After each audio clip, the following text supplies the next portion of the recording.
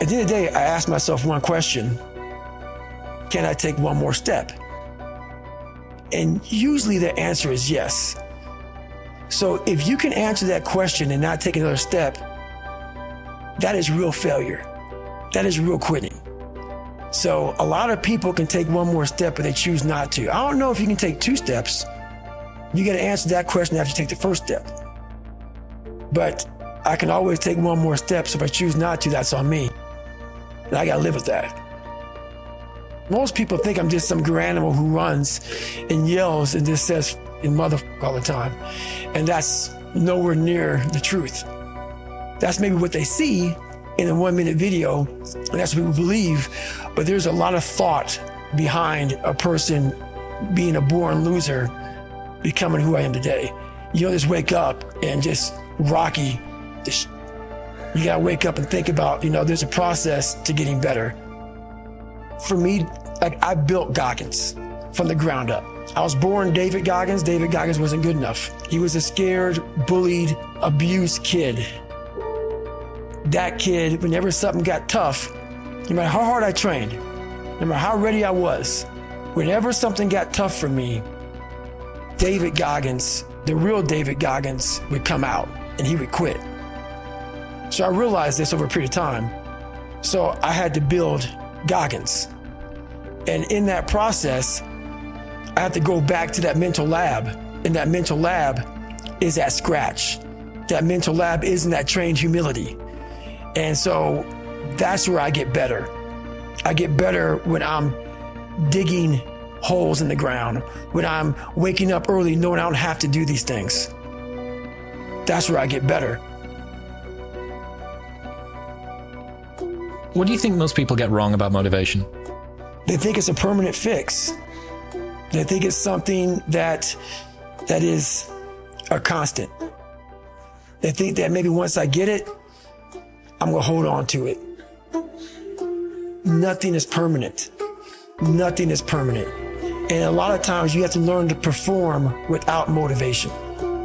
You have to learn to perform without purpose. You have to learn to perform a lot of different things. And that's what people think. They think I need to have this motivation to work out, to study, to be better. So if they don't have it, they just don't do it. And that's where you fail. You have to learn to train your mind well beyond motivation. If you have motivation, that's great. That's some kindling to the fire. All it takes is a little bit of a spark, you can burn a whole forest up. But motivation, you have to learn to exist without it. You have to be your best self when you're least motivated. And that's the tricky part about all that shit. Motivation is just a word. You have to have these different things in your mind on where you want to go and know that motivation is not going to get me there, because I'm not going to always be motivated. Learn to pick yourself up on your own. You got to be your own coach. I'm trying to build people up. I'm trying to armor their mind. I'm trying to get them the belief, because this world we live in is tough. It's tough. It will beat you down. The world and the life that we live in is the ultimate competitor. It will find your weakness and it will just hammer you. So if I can help you build belief, build confidence to the point where nothing can hurt you because you know exactly who you are. Being ashamed is one of the biggest things that kill people nowadays in their minds, kill them from moving forward. I'm ashamed of myself. Don't ever be ashamed of anything you've done in your life. Face it, fix it, make it better. You have to build a person that can withstand the pressures of whatever they're going to be dealing with in life.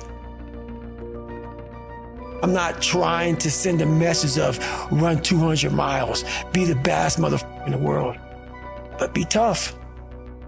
You better have a part about you that's tough, a part about you that can break down situations and get better. And break down situations very quickly within some trauma in your life, some devastation in your life, because it's going to come. The devastation, the trauma is going to come. And you can't allow that to become a Jersey barrier. It can't be a Jersey barrier. It has to be something that you can maneuver through very quickly and move forward. That takes a lot of toughness. Unchosen suffering is going to happen, right? So the only thing that you can do is have some chosen suffering to prepare for it. It's the only thing you can do. That's the only thing you can practice for the unchosen suffering. It's that chosen suffering. Do something that sucks every day. I know there's so many people that have the ability and just refuse to get off that couch, refuse to study a few more hours, refuse to go deeper, to go further. And that's where I gain the advantage. It's so easy to be great nowadays, my friend, because most people are weak. Most people don't want to go to that extra mile. Most people don't want to find that extra because it sucks.